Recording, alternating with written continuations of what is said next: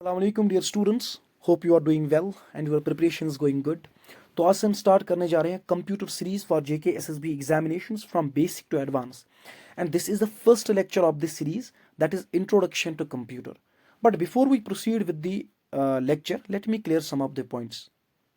As you all are aware about the competition कि competition अब कितना ज़्यादा बढ़ गया है एंड अगर मैं कंप्यूटर पोर्शन की बात करूं तो क्वेश्चंस की लेवल अब थोड़ी इंक्रीज हो गई है from easy to intermediate and intermediate to hard. ना यू माइट बी थिंकिंग कि यूट्यूब पे या अदर प्लेटफॉर्म्स में इतना ज़्यादा कंप्यूटर के रिलेटेड कंटेंट है, why to join this series. First thing, हम यहाँ पे जो सिलेबस होगा जेके एसएसबी की, जो डिमांड होगी जेके एसएसबी की या बाकी कंप्यूटर एग्जामिनेशन की, वही फुलफिल करेंगे. We are not here to do PhD in computer science. Second thing that is very important, हर एक टॉपिक के बाद आपको 30 MCQs का प्रैक्टिस सेट मिलेगा जो हम यूट्यूब पे भी डिस्कस करेंगे, प्लस आपको वो शीट प्रोवाइड किया जाएगा इन PDF format. Third thing that's very important कि PYQs, अगर हमने इंट्रोडक्शन टू कंप्यूटर पढ़ा, इस पे कौन से PYQs आए हैं लास्ट 10 ईयर के PYQs हम देखेंगे एंड उस PYQ के हिसाब से हमें पता चलेगा कि what to study and what not to study. Fourth thing that's very important, हम यहाँ पे क्रैम्प नहीं करेंगे चीज़ें, we will conceptually understand things. जैसे बहुत सारों को कंफ्यूजन होता है कि स्कैनर और प्रिंटर में आखिर डिफरेंस क्या है, आखिर इनमें से कौन इनपुट डिवाइस है कौन आउटपुट डिवाइस है. तो अगर मैं ये क्रैम्प करूं, अगर मैं ये रट्टा मारूं, तो डेफिनेटली मैं इस क्वेश्चन को गलत कर बैठूंगा. अगर आप कांस्टेबल का पेपर देखोगे, एक क्वेश्चन आया उसमें, which among the following is the smallest unit of memory. बहुत सारे स्टूडेंट कंफ्यूज हो गए, उन्होंने क्लू बाइट दिया. बहुत सारे स्टूडेंट कंफ्यूज हुए, उन्होंने बाइट दिया. द थिंग इज कि 0 एंड 1 किसी को नहीं पता था, इट इज बिट. तो ये चीज़ें होती हैं कि इनको क्रैम्प कहते हैं. तो हम यहाँ पे क्रैम्प नहीं करेंगे चीज़ें, we will conceptually understand things and हर एक टॉपिक को बिटवीन द लाइन्स पढ़ने की कोशिश करेंगे.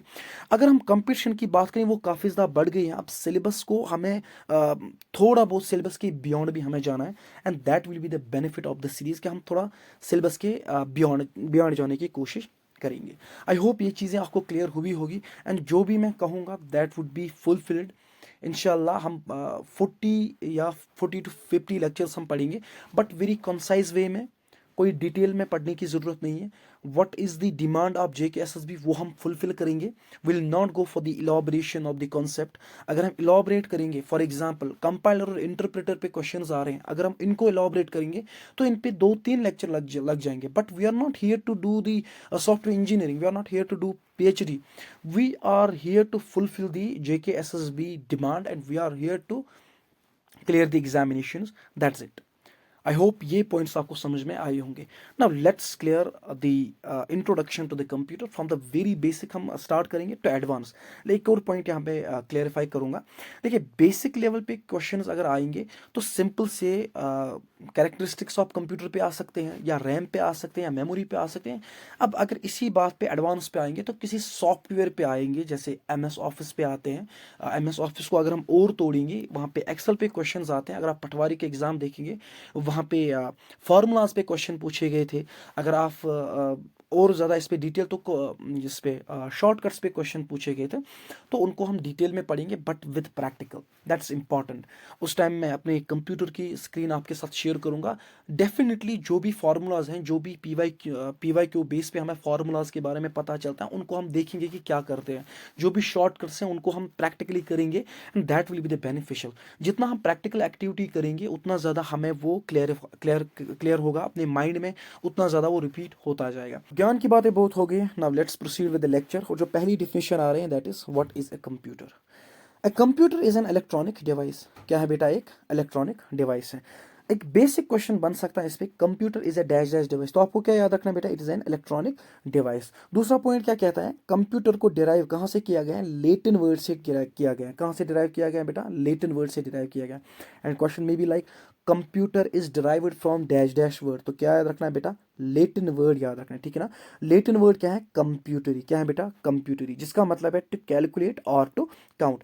अगर क्वेश्चन आया, for example, computer is derived from a Latin word computere, which means to calculate, to count, both A and B, none of the above, or to calculate, to count. और तीसरा option भी दिया गया होगा XYZ.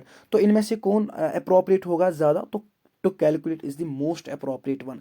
अगर दोनों गए हैं एंड बोथ में आंसर है तो बोथ करेक्ट है, बट अगर अप्रोप्रिएट की बात आए तो कैलकुलेट बहुत ज़्यादा अप्रोप्रिएट है देन टू काउंट। अब इसको क्यों कैलकुलेट कहा जाता है, to calculate, why the word to calculate?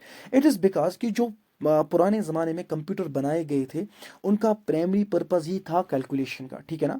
वो बड़ी कैलकुलेशन करते थे एंड उनका प्राइमरी पर्पज़ यही था, फंक्शन ही उनकी यही थी। अब अगर मैं बात करूं कंप्यूटर किस बेस पे वर्क करता है, तो बेटा कंप्यूटर वर्क करता है हमारी इंस्ट्रक्शंस पे, ठीक है ना। जो भी हम उसको इंस्ट्रक्शन देंगे वो उसी बेस पे वर्क करेंगे। जैसे फॉर एग्जांपल मेरे हाथ में एक कैलकुलेटर है एंड कैलकुलेटर को मैं कह रहा हूँ 2+2, तो बेटा ये मेरी एक इंस्ट्रक्शन है एंड इस इंस्ट्रक्शन में मुझे एक रिजल्ट मिलता है। अब ये इंस्ट्रक्शन कैसे प्रोसेस होती है ये हम पढ़ेंगे आईपीओ में, that is input process output. अब इनपुट डिवाइसेस हम पढ़ेंगे, उसके बाद प्रोसेसर कैसे काम करता है, दैट इज सीपीयू। सीपीयू में क्या क्या चीज़ें हैं, एएलयू, सीयू एक्सेट्रा, वो भी हम पढ़ेंगे। प्लस आउटपुट डिवाइस पे कैसे हमारा डिस्प्ले रिजल्ट होता है, ठीक है ना। इसके लिए एक पूरा साइकिल है जिसको कहते हैं आईपीओ साइकिल। ये भी हम पढ़ेंगे जब हम पार्ट्स ऑफ द कंप्यूटर पढ़ेंगे, जहाँ पर हम सीपीयू पढ़ेंगे। क्लैप्सुली अगर मैं बात करूँ उन चीज़ों को जब हम क्लैप्स करते हैं, उन चीज़ों को जब हम समराइज करते हैं तो एक आईपीओ मॉडल बन जाता है जिसमें हम डिटेल में वीडियो बनाएंगे, अच्छी तरीके से इस चीज़ को समझेंगे।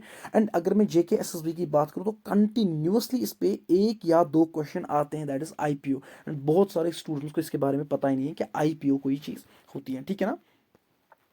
नाउ अगर मैं एक और बेसिक जिस पॉइंट की बात करूं, तो who is considered as a father of computer, it is Charles Babbage. तो चार्ल्स बेबेज क्या है बेटा, फादर ऑफ कंप्यूटर है। अगर क्वेश्चन ऐसा आए तो Charles Babbage as you know father of the computer. अगर पहला प्रोग्रामर की बात करेंगे, वर्ल्ड फर्स्ट प्रोग्रामर, तो इट इज एडा लवलेस, ठीक है ना। Ada Lovelace is the first programmer. I hope यहाँ तक चीज़ें आपको क्लियर हो गई है। अगर यहाँ पे कोई कंफ्यूजन है तो do let me know in comment section. अगर आपको कोई भी क्वेश्चन है तो comment section is the only way of talking, तो आप मुझसे उसी से बात कर सकते हैं। और in next video I will share my email ID video, आप उससे भी मुझे रब्ता कर सकते हैं, ठीक है ना।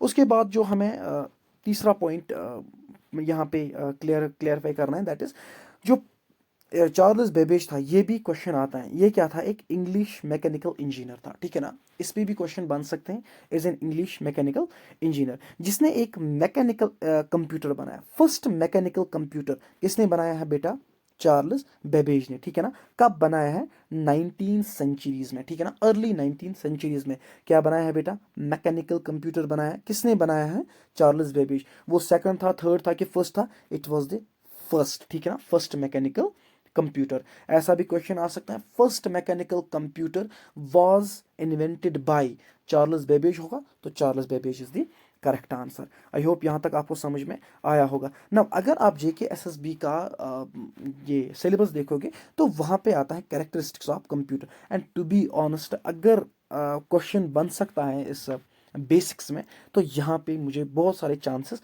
लगते हैं, ठीक है ना। The first thing is speed. As you know that कि जो स्पीड ऑफ कंप्यूटर होती है वो एक ह्यूमन से अब ज़्यादा हो गई है, ठीक है ना।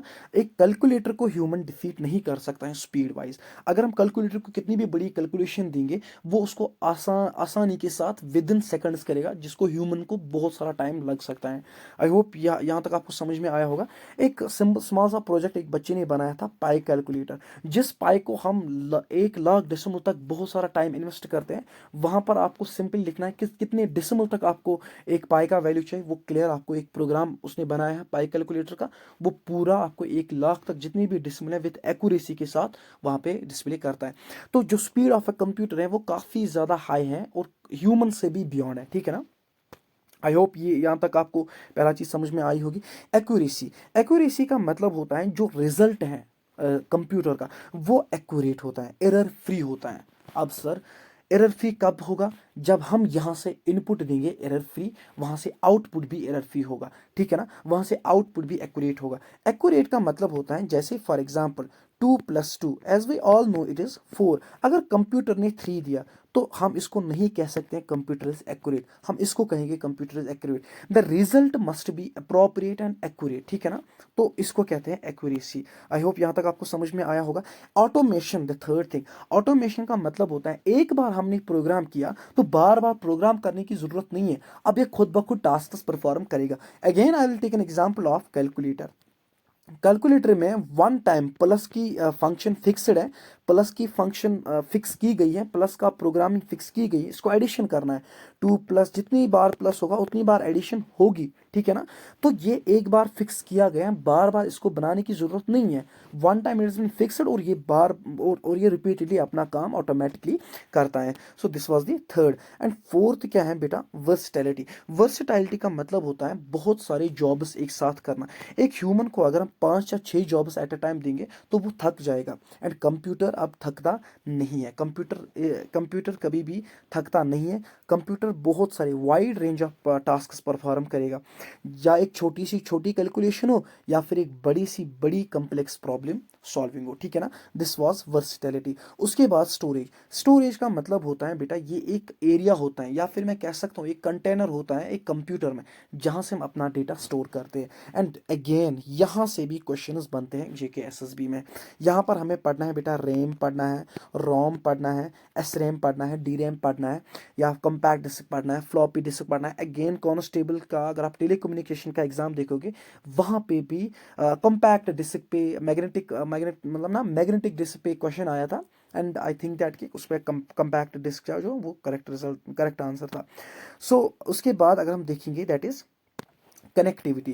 कनेक्टिविटी का मतलब होता है बेटा लैन कनेक्टिविटी, या फिर मैं कह सकता हूँ वाईफाई कनेक्टिविटी, जहाँ से हम अपना डेटा शेयर कर सकते हैं विद अदर कंप्यूटर्स, या फिर मैं कह सकता हूँ ऑनलाइन हम उस पर डेटा शेयर कर सकते हैं। सिंपली एक नेटवर्क डिवाइस के साथ कनेक्ट होता है जहाँ से हम अपना डेटा शेयर कर सकते हैं। आई होप यहाँ तक आपको समझ में आया होगा। देन सेवंथ इज बेटा मल्टीटास्किंग। मल्टीटास्किंग का मतलब होता है बहुत सारे जॉब्स साइमल्टेनियसली परफॉर्म करना। जैसे फॉर एग्जांपल अभी मैं म्यूजिक देख रहा हूँ, मैं म्यूजिक के साथ साथ क्रोम भी यूज़ कर रहा हूँ, मैं क्रोम के साथ साथ कैलकुलेटर भी यूज़ कर रहा हूँ, कैमरा भी यूज़ कर रहा हूँ। तो एट अ वन इंस्टेंस ये सारे मैं साइमल्टेनियसली यूज़ कर सकता हूँ। This is nothing but A multitask.